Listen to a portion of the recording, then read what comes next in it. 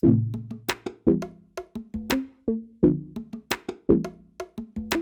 everyone, welcome to episode 36 of the Miami Tech Pod. I'm Cesar. We got a full house today. We got Will, Brian, and Maria with us.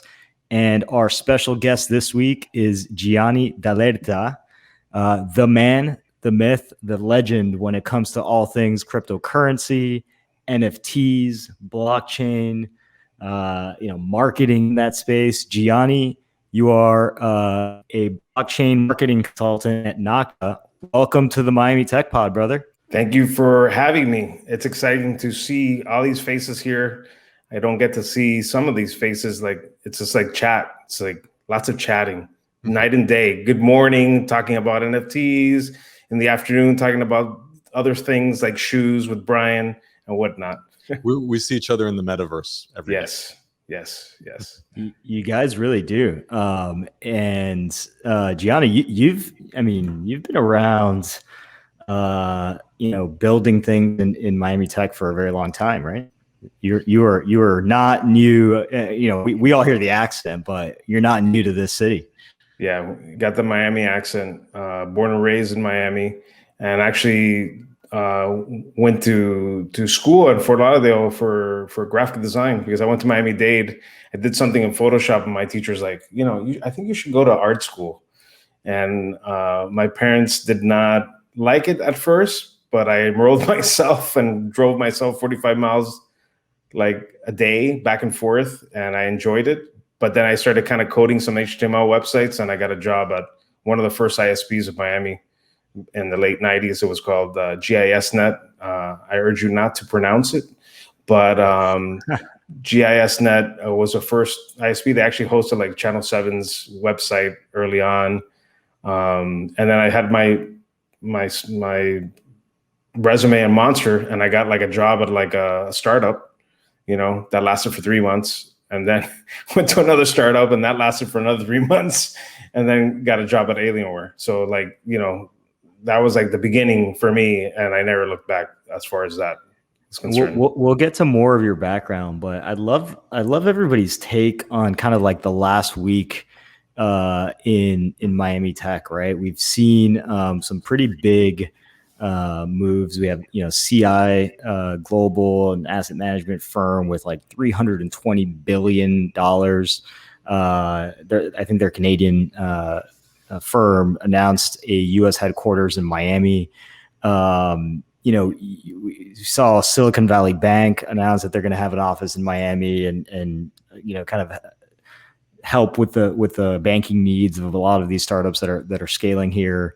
And the city just recently announced that they've accepted $1 million gift, contribution from City Coins. Based on the work that they did on Miami Coin. So what's everyone? How does everyone feel about this momentum that we're seeing here, and any one of these updates?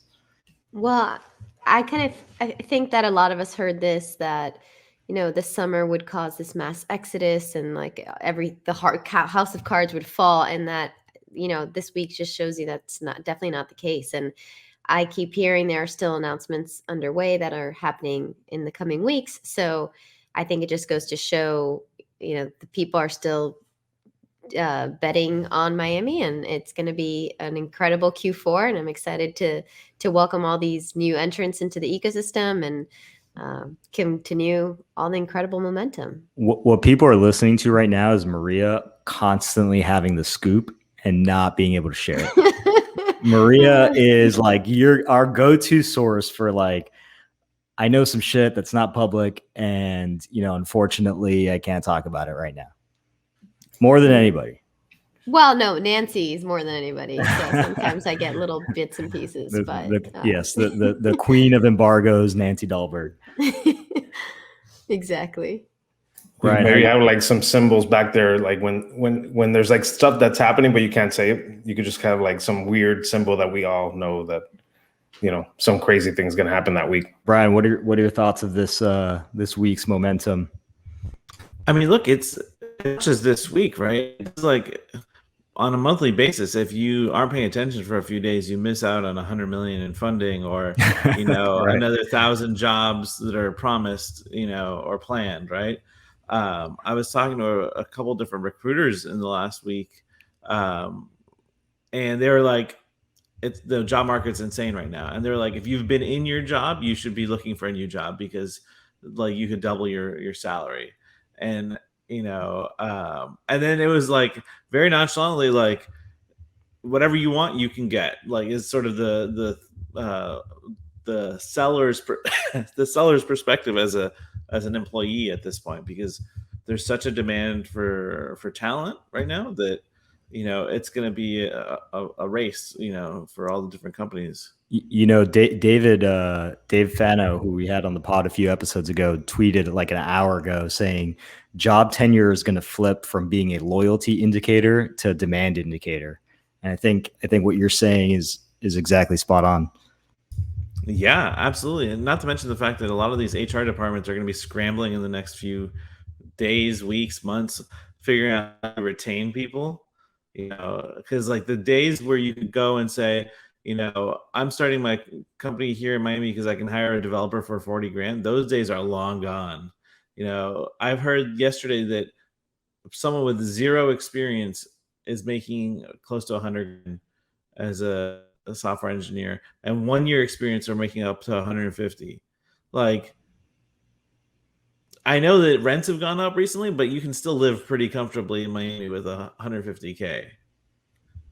Somebody from blockchain.com also hit me up. They're like, we're paying $2,000 in referral fees, for like the 200 jobs that they're looking for. Like, that's crazy. Yeah, I see that more and more these days. It feels like there are so many referrals and incentive systems that companies are setting up to get people to work for them to find talent. And it's absolutely crazy. It's amazing, just this market in general, how far we've come. And again, Miami, it amazes me again, thinking about these numbers. Again, that was the pitch that we gave everyone back 10 years ago. Like, why are you starting a company in Miami? And we used to say, well, we can afford a developer for a third of what it costs in Silicon Valley. We don't have that argument anymore. We can't we get all the capital, but we lose on those arguments. So it's a double-edged sword, Yeah. So drilling down a little bit on this, specifically on the City Coin announcement with Miami Coin, Gianni, I know that you're going to be humble about this, but let's face it, you're a cryptocurrency expert, right? Like, you are someone who was in the room the day Ethereum was launched. You were someone who announced, not launched. Yeah, I think be very, very particular about that. He wants to be very particular about it, but you're like the top 1% of 1% of people that really know this stuff. What was your take on Miami Coin, on that project in general? I mean, I've been jaded with just all the different crazy projects that have been around since like 2014. All these different coins that come out, and the ICO craze, and you have this kind of like idea that everything is bad. So like, you're looking at it that lens, like, where are the red flags? Do I know the people that are associated with it? Who of my friends that I trust like it or associated with it? Do I have time to go into a deep dive to like learn about it? Because that's the other thing too. Like, there's so many projects. Like, do you have time to do you want to really go deep and understand how it works? At first, I was didn't like the approach that they came out at first with, not City Coin, but the Miami Coin, the way that they were going about kind of like approaching the cities and whatnot. And that's changed since then from what's on their site. I did speak to someone from that project, and I couldn't wrap my head around stacks and or just what this idea would be, because it's just different. It's like a layer 2 to Bitcoin, having this kind of like smart contract layer added to it. Can you unpack that for our listeners? What is stacks? What? So stacks is like, you would think like layer 2 to Bitcoin. Layer 2 meaning like they're adding smart contract functionality to Bitcoin. It's its own blockchain. It has its own token or coin. more so coin. Not I like to call things tokens, like things that you build on top of a blockchain, like a Bitcoin or Ethereum.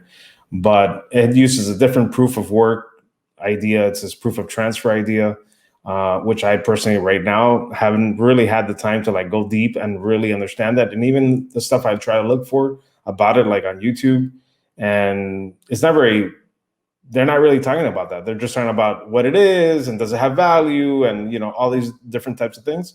And then the aspect of the Miami coin, well, I think it's cool. I was also conflicted, which I think a lot of us in this conversation and other people that are Miami people would feel that maybe they would be disenfranchised if the coin, you know, had some problem with it or had some interesting characters behind it.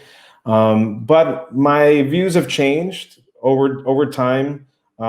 People that I trust a lot within the Miami space, like OGs who are very pro Bitcoin, really love the Stacks platform for that purpose, right? Because it is giving another layer of utility.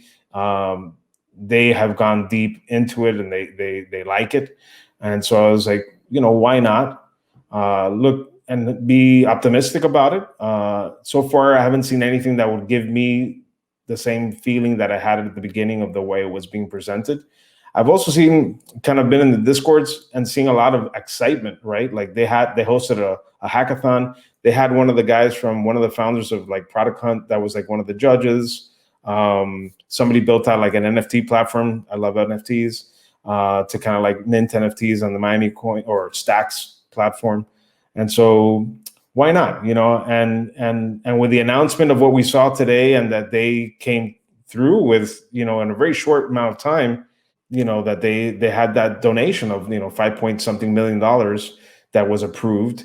But, you know, why not? That's what I'm saying. You know, we talked about it before. It's like, why not? You know, if you had Miami subs, would people be disenfranchised that it was not associated to the city of Miami? I mean, they just need to know that it's not Miami. It's like an entity that's, you know, running it separate. Right. You're saying it's not the city that actually created this cryptocurrency. It's a third entity called Citycoin that is rolled out this coin, right? That's what you're getting at. Yeah. You know, I think it's an interesting move for the city to adopt this. I think from an asymmetric risk perspective, there's very little risk to them supporting this. And, you know, the city's always looking for funds in places that, you know, and it's politically unfavorable to raise taxes. You know, I mean, Cesar could talk for days about sort of what works for politicians and what doesn't. But like the fact that they're in like a short order, we're able to get $5 million that's going to go to goods, public services. I think that's an interesting move. You know, how big can this get, and how much money can this generate for the city? It will be interesting to see. You know, who knows? Look, if this is a flash in the pan, you know, and like people forget about it in 6 months, at least we got some new parks out of it or something. I don't know. Right. Well, you should also be watching like Miami-Dade County with the crypto task force, right? So a friend, Drew from Bitstop, is part of that task force. And he brought up, you know, an interesting case of like, would that Miami coin also be utilized for the rest of Dade County, right? But this is an initiative that was brought on by the mayor. And I do believe that, you know, anything that happens, let's say in the city of Miami, also will, you know, extend out to the whole Miami proper, I believe, in my opinion. But yeah, I think that the Miami-Dade County Task Force on crypto has a lot of really savvy people on it who've been in crypto for a long time, who know all about it, you know, like Drew and the Bitstamp guys. I went to their warehouse back in 2015 when they were mining Bitcoin out of their plumbing or water removal business. And it was like the most, you know, under the ground janky thing but they had tens of thousands of dollars of equipment on like plastic racks, you know, with buckets of water for like cooling stuff off. But no, but seriously, like in all seriousness, that committee has a lot of interesting people who understand the core fundamentals of crypto and the economics of it too, because our last guest, our guest Chessie Covey, she worked on the Libra project at Facebook. So she interacted with World Bank people and people at that level on how the macro level is impacted by crypto, and so having her advising them too, I think goes a long way, because it's easy to like stack that committee with a bunch of Bitcoin maximalists or Ethereum maximalists, and then they get this tunnel vision of like what works and what doesn't work. But I think by having the variety of folks on there, it'll be a good thing for our county and our region.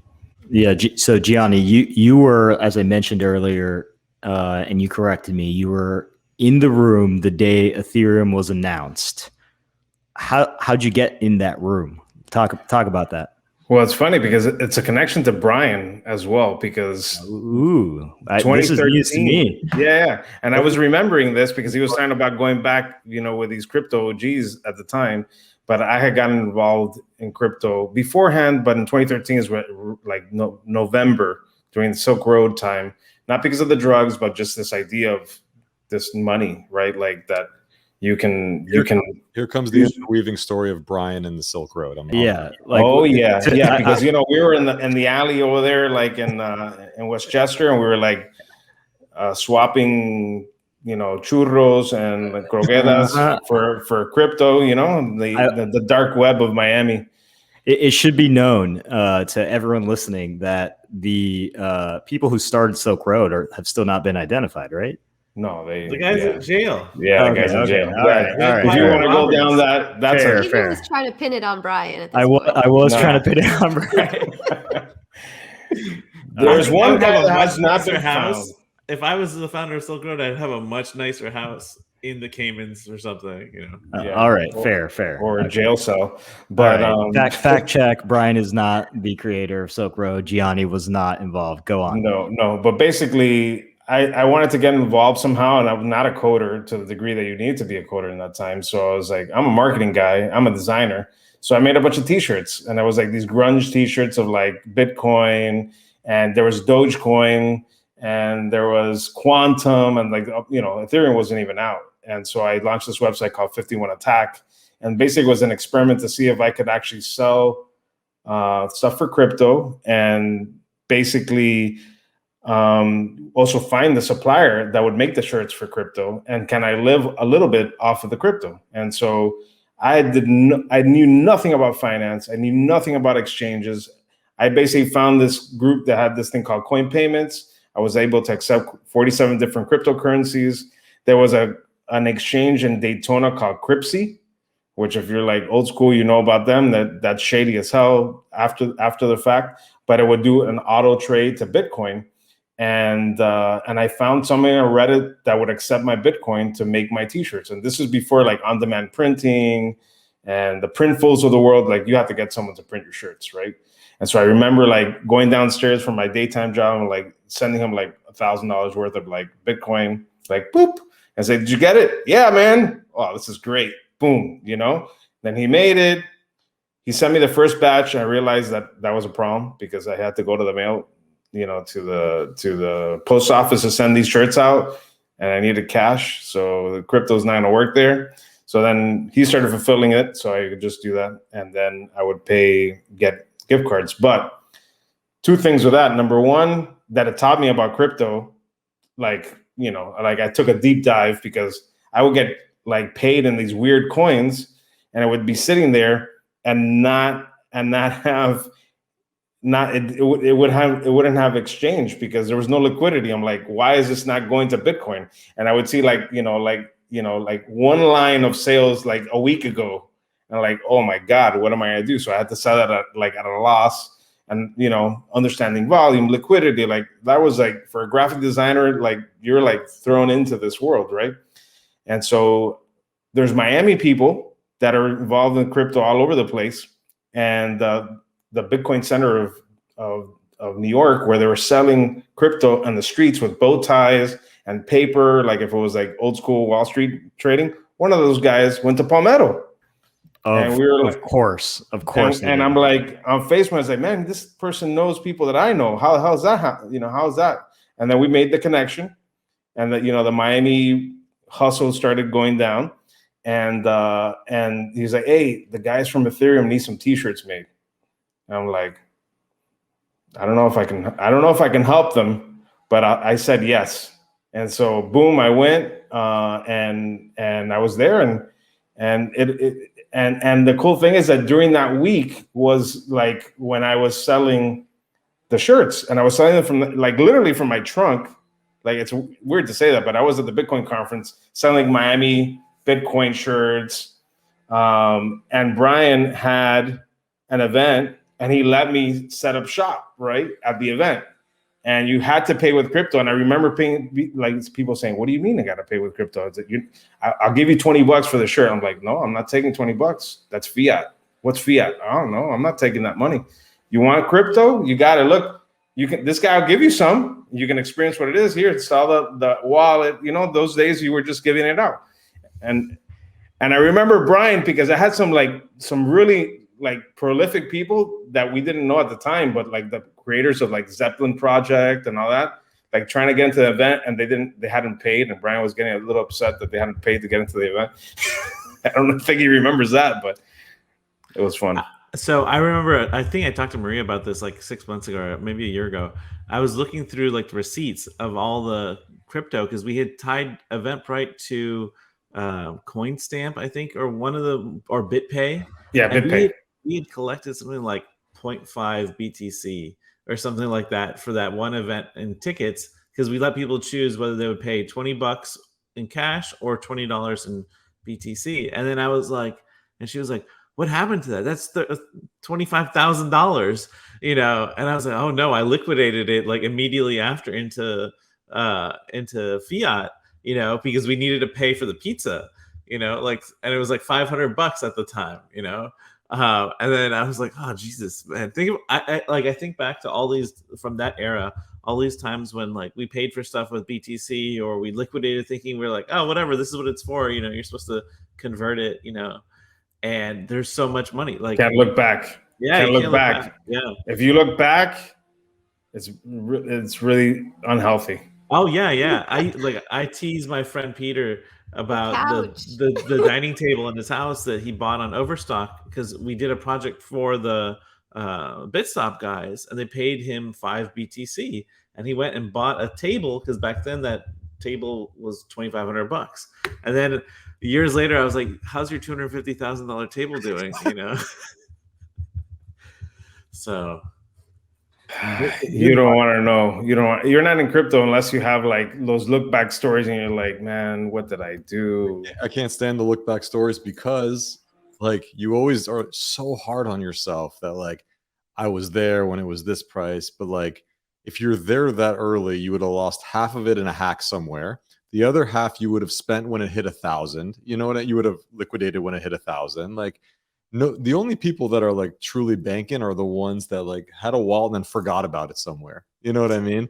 Or a lesson that I learned is that they were already established in their life enough that whatever they did, they could have just left it there. They didn't need to use it for a portion of a car or buying a computer that's probably worth like $1 million right now, because I wanted to build out a badass gaming rig and, get everything that I wanted, but I shouldn't have done that, hindsight, but whatever. It's lasted a long time. I mean, yeah, you can't look back. Like literally, there's tons of stories about all these guys that bought these Bored Apes, right, at the mint at 0.08, and they sold it at 0.5 ETH, thinking like, whoa, I made a huge flip just now, and it just kept going up and up. So it's hard to second guess yourself, Wait, on that topic, I learned from Will that the Bored Ape Yacht Club folks are Miami boys. Yep. And I want to know if Gianni knows who they are. Yeah, let's talk about pinning something on Gianni. Let's talk about the Bored Ape. Hey, by the way, I was an artist. No, you want to come clean on the type 5? We're recording, brother. Is there anything you want to share with the whole world here? No, but I will tell you, there is an individual within the mod area of the Bored Ape Yacht Club that is a Miami person. Mm-hmm. And I do know that person. So maybe he knows who they are, but I don't know.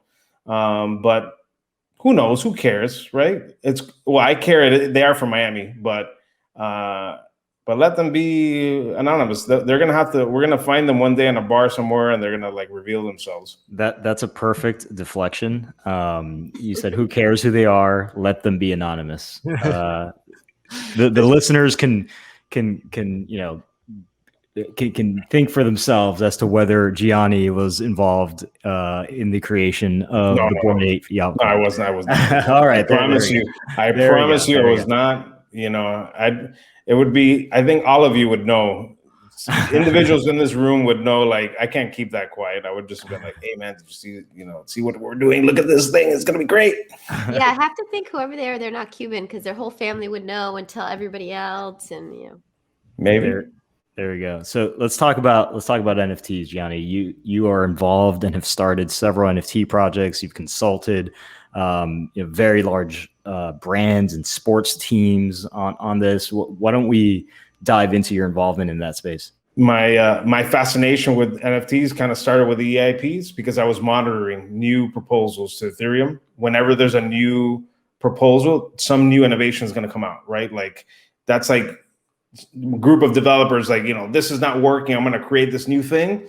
And like, that's where it's going to come out. That's where you're looking for. But immediately when that non-fungible thing kind of was proposed, which is a standard, it's kind of like, what's the standard of HTML or what's the standard of a JavaScript, version 1, the standard was delineated how this thing works. That's a, one of one token type of thing.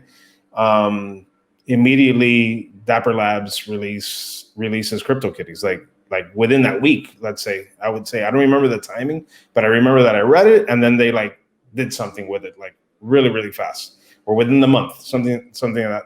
And I was working with a co-founder of Ethereum, Anthony Diorio, at his it's called Jax. It was the first multi-cryptocurrency wallet.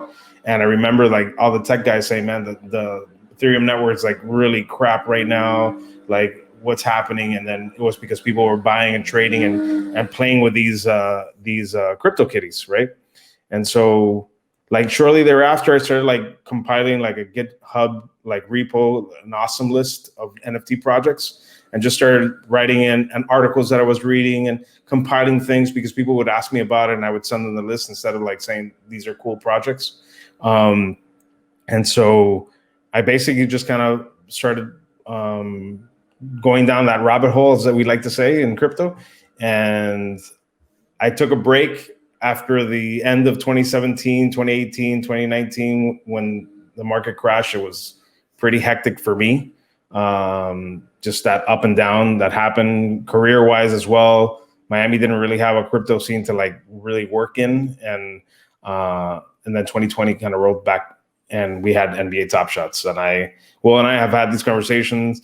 Like I bought $110 worth of pack of cards because I wanted to see how it would work. I probably should have spent like $1,000 right there in November of 2020. And like, I started seeing just the value, a transactional value daily, just, go from like 25,000 a day to like 2 million and then 6 million and then like 10 million. And then I look at my cards and like, they were like worth $75,000, and then plummeted to like 15,000, but what the craziness was, like, they made it seamless. You could use a credit card. You didn't have to install MetaMask. You didn't have to do any of this. And it's like, now's the time. Something big is going to happen. And then all the excitement, like, it was like crazy. And I think also the advent of Clubhouse, right? And all these conversations and talks and people acting like experts and fanning themselves with praises of what they did or what they didn't do. We just saw how went crazy, So, but as far as my projects, many little side projects like most people do, when you're have an entrepreneurial mindset.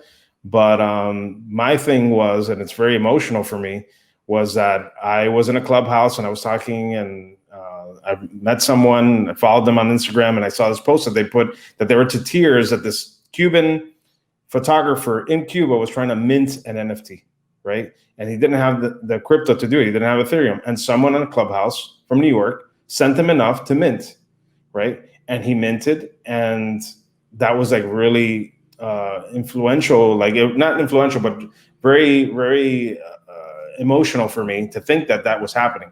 And so I found the guy. I started chatting with him through Twitter, through DM, went to Discord, and we had a conversation on the phone, like through my phone, through Discord. And that was, to me, was mind-boggling, that I was speaking to someone over the internet to Cuba, right? Because my upbringing was like somebody talking on the phone saying, oigo, no te oigo, and, you know, hanging up and this whole thing. I don't have any family over there. I don't have any friends over there. And just was like very crazy feeling that I'm having this conversation with this person. And so I ended up buying his second NFT. The first one was purchased by the head of Google for Cuba, which I didn't even know existed, but that was quite interesting. Wow. And we just hit it off. And he basically told me there's Telegram groups of crypto and Cuban artists trying to do crypto. Is like 100 people. And I just went full force, just went into these Telegram groups, tried to offer advice and guidance and like protection, because I don't want them to like mess up their wallets or like do things that may get them into trouble or whatever. My Spanish has freaking like become very, very good since doing all this. Both reading, because imagine, you know, you guys do like the WhatsApp and there's like 300 messages waiting and you can like scan it. But imagine that in Spanish and you're not like super adept. Like I have become like really, really, really powerful reading. But I thought, how can I get involved? How can I help them? And so I basically launched NFTcuba.art, and it was just an idea to launch a challenge called La Cafetera Challenge. And I had asked within the chats, like, what's the symbol that unifies Cubans all over the world? And it's cafecito and a cafetera. And so we picked one artist who was a digital artist. We put it on Foundation. The idea was to get them invitations to go into this curated space. And basically it started kind of blossoming, and relationships and community and all this stuff. And now the website has 62 artists on it. There's like, they are so supportive of each other. These are people that were not on the internet, that didn't have Instagram, like they didn't know how to market themselves. And now they're just like supporting each other. And it's just, you know, crazy. And this last Monday, I dropped the 9th cafetera. And the wonderful thing about this whole thing is that the people who are buying them are Cuban Americans, are people like my generation that like they made it with some crypto. Now they're supporting it back. And interestingly enough, that individual, that artist, that his name was Gabriel Bianchini, another Italian name, but he's Cuban.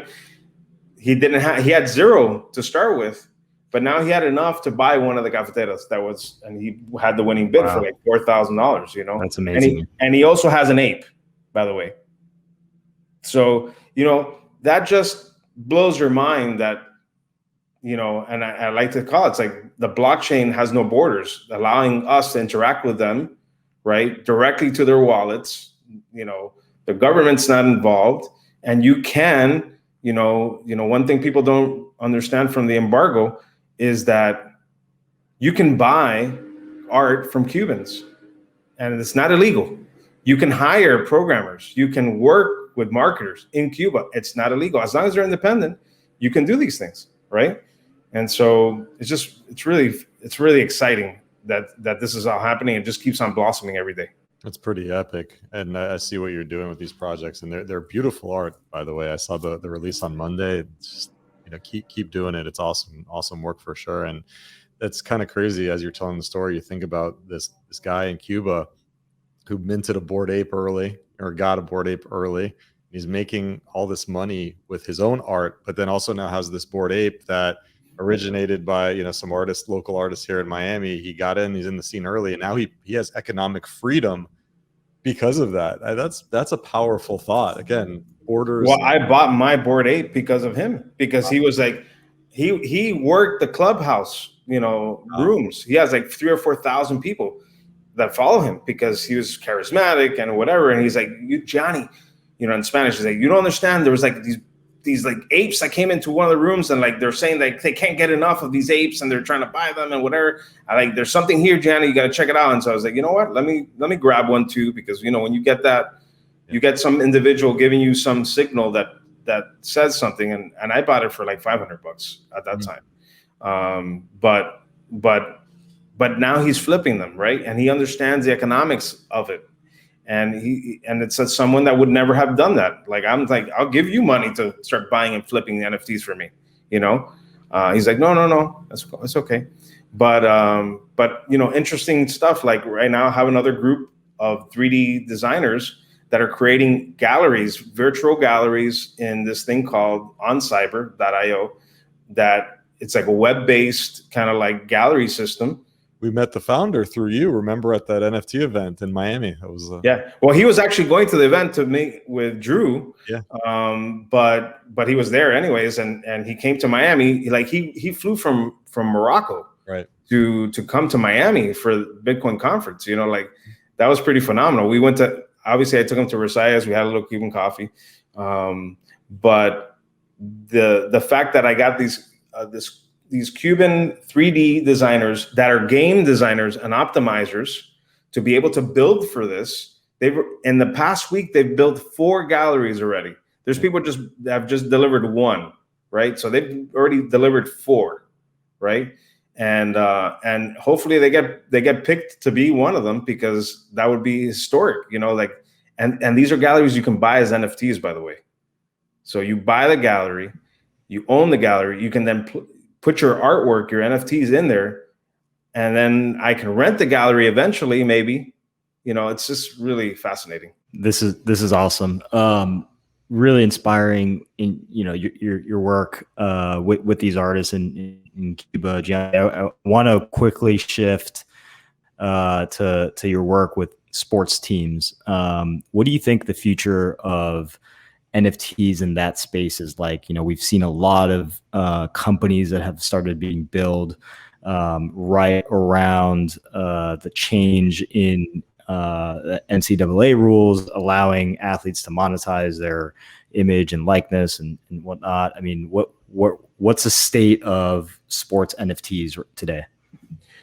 So I started working through an accelerator out of Israel called Hype Innovation Sports. They have like a sports tech accelerator, and they did an NFT vertical, and they asked me to be the director for that. And so there's like about 30 companies that have applied. Some are great, some are like NFTs are an afterthought, just like with anything in startups, it's like a buzz, can I implement it? And there's some that are really well put, like ticketing, for example, is a fantastic use case for NFTs. The ticket stub as an NFT, and all the cool things you could do with that. That's really, really cool. And so like that's a great example of something that's not a collectible. But as I've had like 40 meetings with like all like major sports brands around the world, federations, associations, individual sports teams, and there are a couple players that are just gobbling it up. They're gobbling up those rights, the IP for doing these things. But and I have a little bit of fear that they think that just one provider for collectibles is enough. And I do feel, I always say it, and anytime I get to speak to someone, is that NFTs will be everything that has to do with digital asset in the future, from images to video to audio to 3D files to documents. All that stuff will be there, and each one will have their own application. Right now, we're only seeing the collectible and the art, but in sports, we're going to be seeing a lot of other things. And so the NCAA, the collegiate thing of like owning your own, I think that's a bastion of a place where people can play now, because they can interact with individuals instead of these groups that are controlling what can happen. So there's definitely a huge opportunity with that. I haven't seen too much conversation. I haven't spoken to people within that level in that sports thing, but I've talked to even like interesting sports like International Curling Federation, the British Fencing League. The what? Hold on. International Curling Federation. Yeah, they're interested in it. Best Olympic sport. Yeah. I always thought Miami should have like a curling team that I would think would be really cool. Really cool. Some pink brooms, people dressed like abuelas or something. And they're what is it? Batagasa. There we go. It's amazing. Gianni, you're fascinating as always. I wanted to make sure people know how they can get in contact with you. What's your preferred way? Twitter? Twitter, crypto Twitter, Gianni Dalerta, the first and last name. I have that name everywhere on social media, LinkedIn and whatnot. Yeah. Awesome, man. Thanks so much for joining the pod. This was fascinating. I feel like we only scratched the surface of a lot of these conversations, and we expect that we're going to have you back at some time to dig in deep and comment on some of these updates as people keep building really cool projects in crypto and in NFTs, and you're a great asset to this community, man. We're really happy you joined us on the pod. I appreciate it. But I'm also excited. All these individuals here are all Miami tech builders, and everybody, just like this Cuban NFT community, like our community is like, it keeps blossoming. It keeps like, it's really, really inspiring. Right. So thank you. Awesome. All right, everyone. This was episode 36 of the Miami Tech Pod. We will be with you next week with an exciting episode. Take care.